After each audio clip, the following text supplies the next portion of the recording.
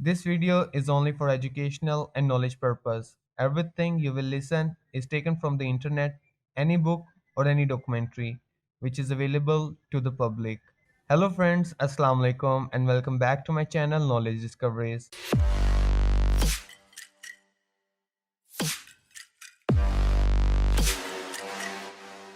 दोस्तों ज़रा सोचिए कि आप एक ऐसे घर के पास रहते हैं जहां कई महीनों से पैरानॉर्मल एक्टिविटीज़ हो रही हैं और फिर एक दिन आपको पता चले कि उस घर के तमाम लोगों का किसी ने खून कर दिया है। Horror, right? तो आज हम ऐसे ही रियल केस के पार्ट 2 की बात करेंगे जिसका टाइटल है हिंटरकाइफेक अनकवरिंग टेरिफाइंग ट्रूथ पार्ट 2। जी हाँ दोस्तों, इसका पहला पार्ट मैं ऑलरेडी बना चुका हूँ। अगर आप लोगों ने वो पार्ट नहीं देखा तो यहाँ आई बटन पर क्लिक करके देख सकते हैं। तो अभी तक आपने देखा 6 महीनों पहले एंड्रियास के घर में काफ़ी अजीब और पैरानॉर्मल एक्टिविटीज़ होना स्टार्ट होती हैं। एंड्रियास की नौकरानी को घर में काफ़ी अजीब आवाज़ें आती हैं, जैसे कि किसी के चलने की आवाज़ें, किसी के हंसने की आवाज़ें और ऐसा लगना कि कोई देख रहा है। नौकरानी बार बार एंड्रियास को घर में हो रही तमाम बातों के बारे में बताती है, लेकिन एंड्रियास उस पर यकीन नहीं करता और फिर सितंबर की एक शाम वो ये काम छोड़कर चली जाती है। नौकरानी के जाने के बाद एक दिन एंड्रियास को वही आवाज़ें, जैसा उसकी नौकरानी बताया करती थी, सुनाई देती हैं। इसके अलावा एंड्रियास को अपने घर के बाहर किसी के पैरों के निशान भी मिलते हैं। और फिर 31 मार्च 1922 को एक नई नौकरानी मारिया बमगार्डनर आती है, जिसके बाद ये पूरी फैमिली कहीं गायब हो जाती है और बिलाखिर 4 अप्रैल 1922 को लॉरेंस और जैकब को ये पूरी फैमिली बेजान मिलती है।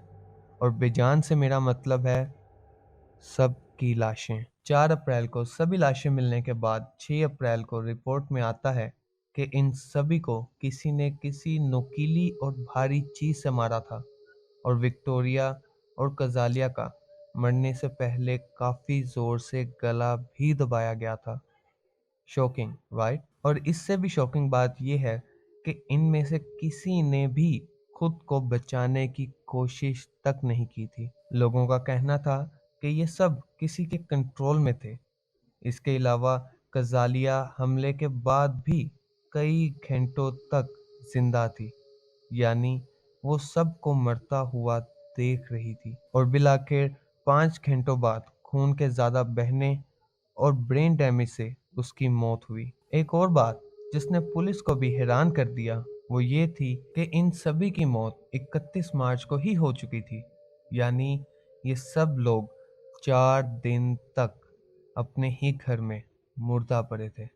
अब ये बात इसलिए भी शॉकिंग थी क्योंकि गांव वालों के मुताबिक अगले 4 दिनों तक उनको घर के किचन से धुआं निकलता दिखाई देता और वहां जानवर भी खुल और बंद रहे थे। तो अब सवाल ये खड़ा होता है कि फिर अगले 4 दिनों तक वहां कौन रह रहा था और इन सबको मारने की असल वजह क्या थी? इसी बात का पता लगाते हुए इस केस के इंचार्ज डिटेक्टिव जॉर्ज वेन ग्रूबर ने एंड्रियास के सभी रिश्तेदार और आसपास के तमाम गांव वालों से पता किया, लेकिन कोई सुराग ना मिला सिवाय इसके कि मारिया की बहन विक्टोरिया वो आखिरी इंसान थी जिसने इस पूरी फैमिली को जिंदा देखा था। और फिर 9 अप्रैल को पोस्टमार्टम खत्म होने के बाद इन सबको इनके घर से 4 किलोमीटर दूर दफनाया गया।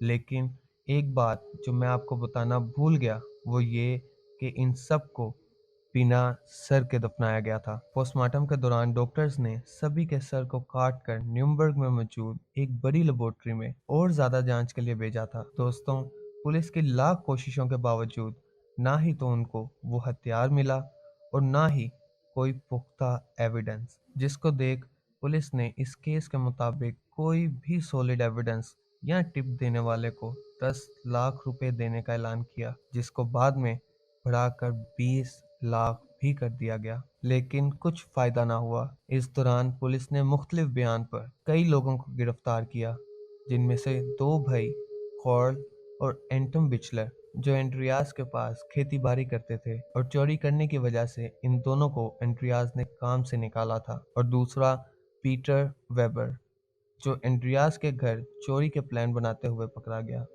लेकिन कहानी को ज़्यादा लंबा ना करते हुए बस ये जान लें कि कोई भी पुख्ता एविडेंस ना होने की वजह से उन सब को छोड़ दिया गया। दोस्तों, ये केस पूरे 33 सालों तक चला और फिर पुलिस ने इस केस पर इन्वेस्टिगेशन बंद कर दी, और यूं ये केस आज भी एक मिस्ट्री बन के रह गया। ये केस कितना मशहूर हुआ, इस बात का अंदाज़ा आप इस बात से लगा लें कि एक छोटे से गांव में उनको दफनाते वक्त 3,000 से ज़्यादा लोग आए थे। और ये उन वक्तों की बात है जब ना तो इंटरनेट मौजूद था और ना ही कोई सोशल मीडिया। इस केस पर काफ़ी मूवीज़ भी बन चुकी हैं, जिनमें से एक तो इसी घर के नाम पर बनी थी, यानी हिंटर काइफर। ये मूवी 2009 में रिलीज हुई थी। एनीवे, आप लोगों का इस बारे में क्या ख्याल है?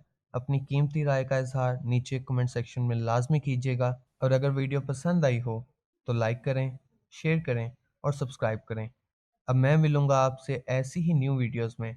तब तक अपना बहुत सारा ख्याल रखें। Thanks for watching this video. अल्लाह हाफिज़।